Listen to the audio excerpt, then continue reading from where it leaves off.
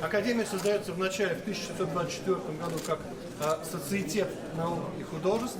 Академия тогда состояла из 3 отделений. Это математика, физика и гуманитарные науки. При ней были библиотека, кунсткамера, астрономическая обсерватория, ботанический сад, химическая лаборатория.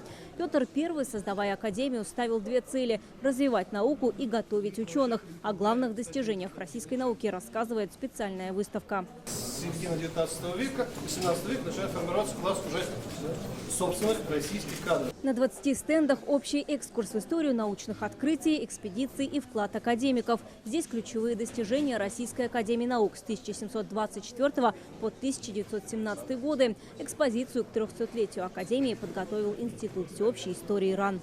Общий взгляд на достижения российской науки, он производит ошеломляющее впечатление. Мы понимаем, что не только Российская академия наук – это и есть российская наука, да?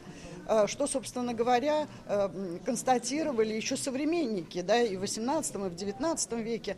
Но мы понимаем, какой удивительной притягательной силой вот эта научная мощь, научный потенциал России обладал во все времена. Казань стала первым городом, где представили экспозицию. Часть выставочного проекта посвящена выдающимся деятелям науки Николаю Лобачевскому, Александру Бутлерову, Николаю Ильминскому, которые связаны с Казанской научной школой.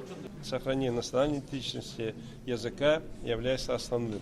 И в этом направлении, я считаю, вот яркое проявление, как это реализовывать, доводить до масс.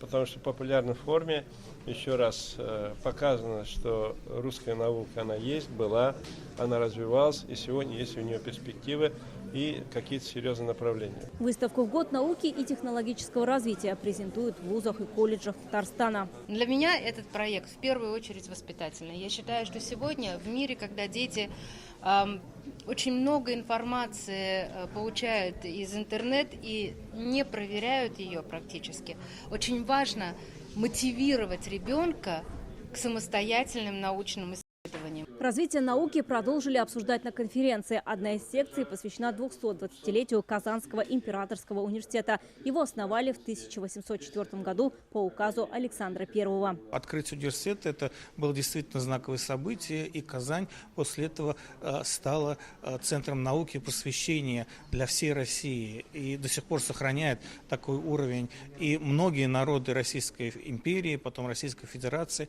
они приезжали получать образование именно в Казань. Как отметили на конференции, Россия всегда была и остается одним из центров мировой науки. Ее развитие сегодня в приоритете. Вероника Гайнудинова, Рамзель Гарипов, ТНВ, Казань.